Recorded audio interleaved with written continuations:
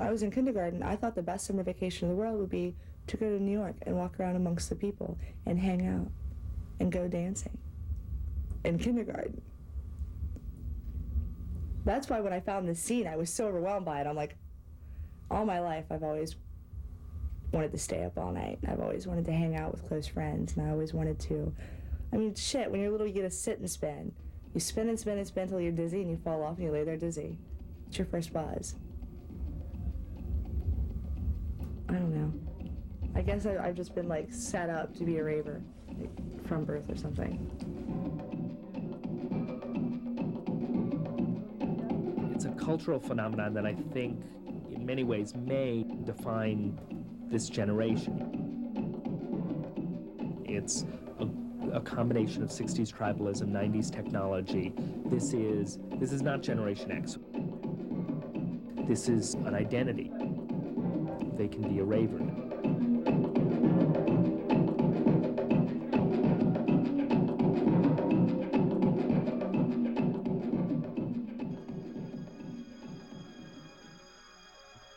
A new subculture has emerged in the shadow of the 21st century. A subculture where machines generate music and technology is religion. This is rave, a frenzied world of fast-paced beats, pulsating light, and drug-induced trance. This is not Generation X, the so-called 20-something crowd. This is a new breed of kids. A tribe that crisscrosses America in search of a common emotion. What they call vibe. Ravers like to think of themselves as the 90s version of hippies. Both mix music, sexual freedom, and psychedelic drugs to create a world separate from everyday life. A peaceful utopia where pleasure, personal freedom, and individuality are the most important values. But ravers are not hippies. Hippies confronted mainstream society and tried to change it. There's a struggle going on in the world today between young people and between those old menopausal men who run this country. And it's a struggle about what the future of this country is about. Ravers have given up on our world and have created a new one for themselves based on the euphoric feeling they get from a drug called ecstasy. Ravers say they have found peace, love, and unity, but at what price? Many ravers say drugs are now destroying the unity that once brought them together. In their search for freedom, are the children of the rave scene destroying their future?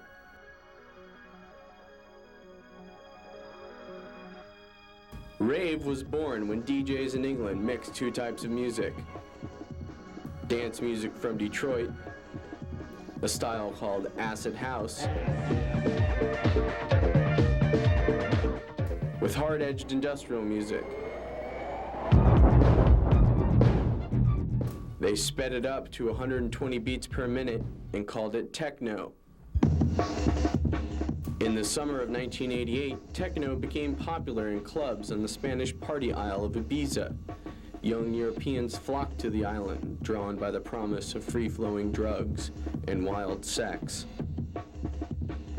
And in England, ravers met in warehouses and fields for dance parties that lasted all night, and sometimes for days. The English scene grew quickly and spread through Europe, where techno went top 40. 2 years later, the rave movement crossed the Atlantic. DJ Frankie Bones brought the scene to America.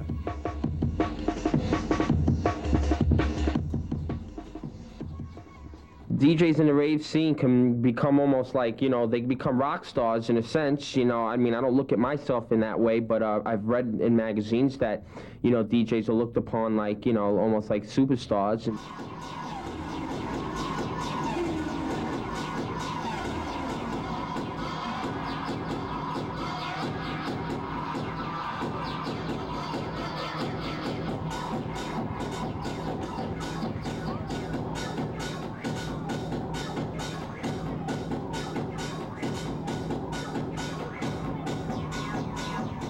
I was the first one to throw raves in New York City. It's amazing. Like, we do one party, go from 20 people, that one will go to 50 people, then the next one will be 100 people.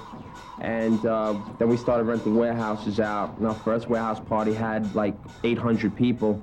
And then from that 800, we went up to 5,000 in a year's time. The biggest party we ever threw was September 19th, 1992. We threw a party that had 5,000 people in Queens. That was the largest the scene ever got here on the East Coast in America.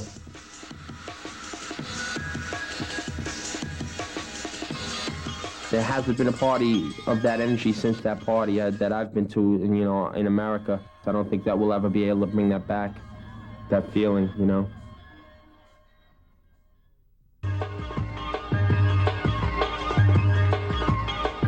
But each weekend, dozens of raves are held up and down the East Coast, across America, and around the world. It's going to be worldwide. It's going to be in the history books. I've been to raves in Hong Kong, Australia, Singapore, Guam, Hawaii, man. It's all over the world. I'm 21. I was raised mostly in Kentucky and somewhat in Ohio.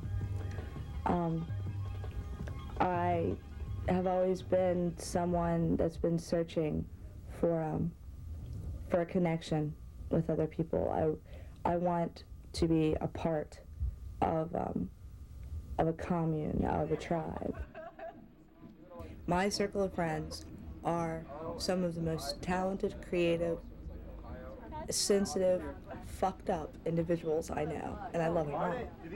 And back home, I never found the vibe. If you walked into somebody's 70-year-old, grandmother and said, what's it mean when you're raving? They'd say, you're running around like a mad person. Yeah, they're right. Raving is following vibe. It's finding a groove and going off on it. I moved 13 hours from my mother to drive home, 13 hours if I were going to drive. 13 hours from my mom for vibe. I came out. I found vibe. I fell in love. I fell in love with the music, the scene, the people. Moving cross country for vibe is not a good idea if you have a lot of shit.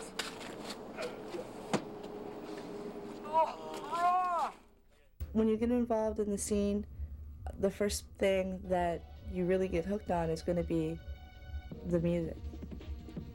And people will explain to you. You're going to really understand what's going on in the music, and you're going to really be able to let the music just flow right into every part of you if you're on E.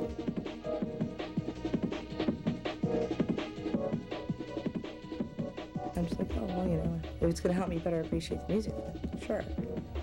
And that's how that started. I found ecstasy through chemicals instead of through the music. After I came down off ecstasy my first time, everything was terrific. The sky was a brighter shade of blue. When I smiled, it was a little bit bigger. And for the next couple weeks after that, everything was good. It puts you into a good mood. It puts you into a good state. But ecstasy can also get you in trouble with the law. In 1985, the Food and Drug Administration labeled ecstasy a Schedule I drug, a category that restricts testing on humans.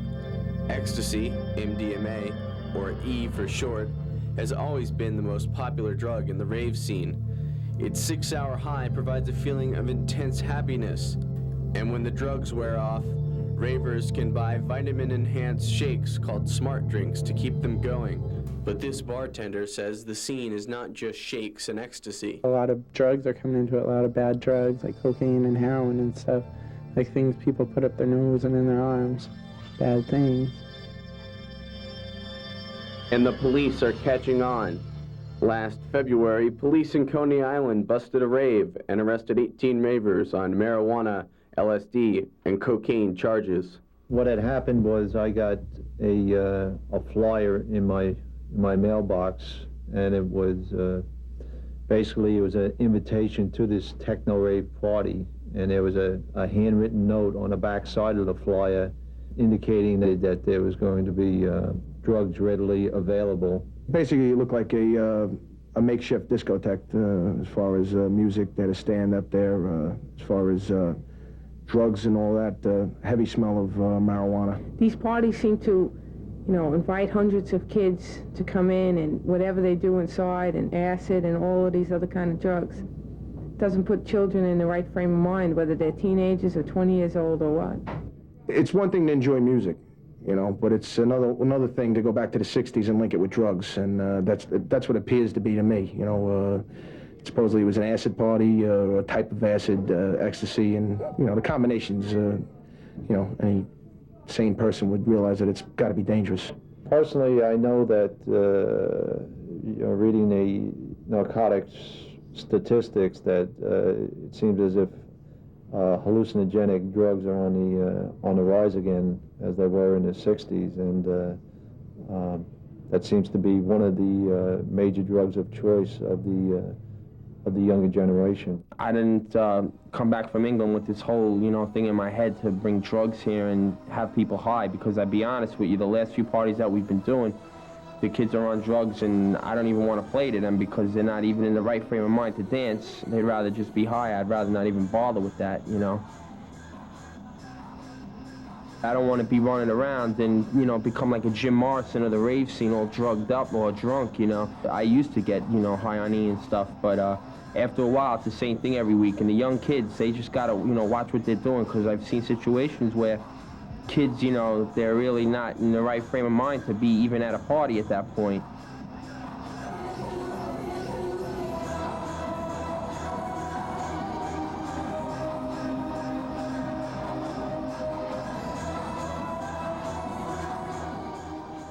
I'm on 4 hits of acid and a hit of mescaline.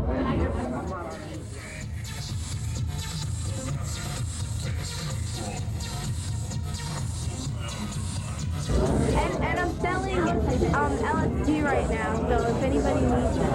14 years old, coming out to raves and selling acid.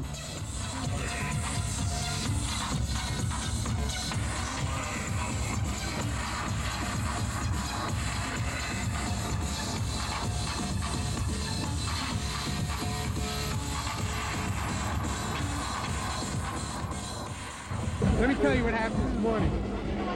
Last night, I was smoking with my friend over here. We were smoking a bowl, and I put all my shit in my pocket.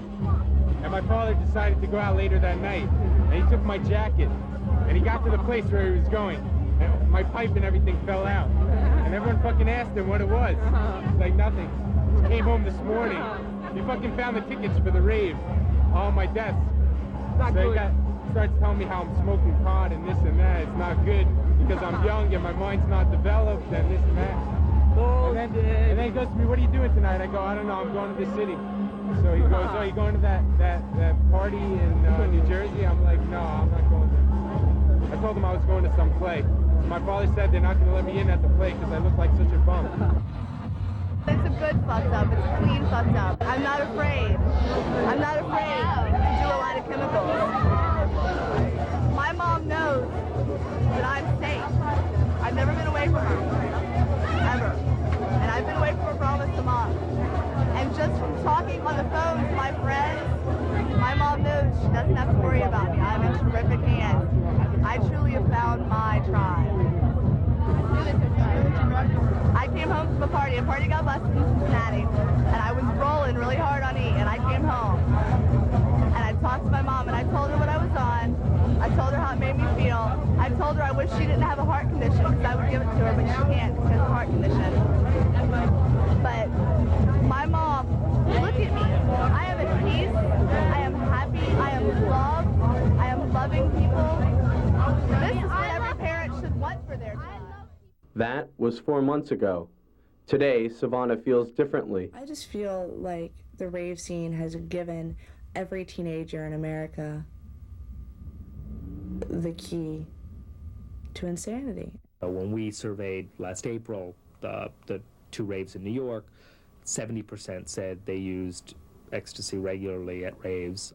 Yep, tripping on E. You can usually tell who's on MDMA. They're the ones that sort of have this starry gaze and are seem much more affectionate. I am first time on the rave. Your first time? Yeah. I am 34 years old. Oh, yeah? Yeah. That's cool. First time I take X today. Oh, yeah? Great. Great. I love everybody. Yeah. The people that are on it aren't angry. They're much more, less aggressive. They're sort of much more peaceful. I don't think it should be in the water supply. I mean, it boggles my mind to think of what chemically I'm doing to my system. In the primates and the primates that get closer to humans, one needs less and less to both cause decrease in cerebral spinal fluid serotonin and to cause actual neuronal damage. I had no clue. All I knew is I was really enjoying this drug, and I didn't even put it together that for some reason I was getting more depressed now, or I was getting more suicidal, or things were happening, or I wasn't able to control my emotional blowouts. There are so many people falling in love because of this drug. I am very much in love with Steve. I want to know what's going to happen when everything's out of our systems, whether it's still going to be there and it's still going to be as real as it was before. I believe it will. I hope and pray that it will. But I have to know. E is not something to be played with. You don't play around with explosives unless you know what you're doing. You shouldn't play around with ecstasy unless you know what you're doing. I by no means am saying that I am capable of deciphering which of my friends are able to handle ecstasy or not. I don't even know if I should ever do it again. I will, but I don't know if I should. I did eat at a party not too long ago and scared a few of my very close friends out of their wits, including my boyfriend, who held his fingers over my mouth to make sure I was still breathing. That's a definite side effect. My friend Rich said, "Oh no, she's fine, she's just feeling good. She's feeling so good she forgot to breathe," which was pretty much it. Every time I stumble across what I think is a tribe, what I think is a strong, tightly knit, tightly woven group of people, circle of friends, that chemicals start breaking it up. I watched my friends fall into little pieces. I watched my friends lose jobs. I watched my friends lose friends. I watched my friends lose their entire grasp on reality and on how you should treat another human being. I watched all of the unity that was so important to me fall into tiny pieces. Savannah says she has 2 years left to rave. After that, she wants to go to school. I can't do this and go to school. I can't do this and keep a job. This is, I don't know, this is crazy. It's suicide. Encompassed, encircled, permeated by a belief that we need chemicals, we wander through the flashing lights. Pulsating energy enhanced by neurostimulators throbs in our heads as our eyes dance as wildly as our bodies. We strive to find the perfect unity, but settle for the perfect high. What began the belief nirvana was available at $30 a pop? The fear of the future pure, or the realization that if for 6 hours we can fly with our spirits unleashed, upon landing we will better appreciate the sky?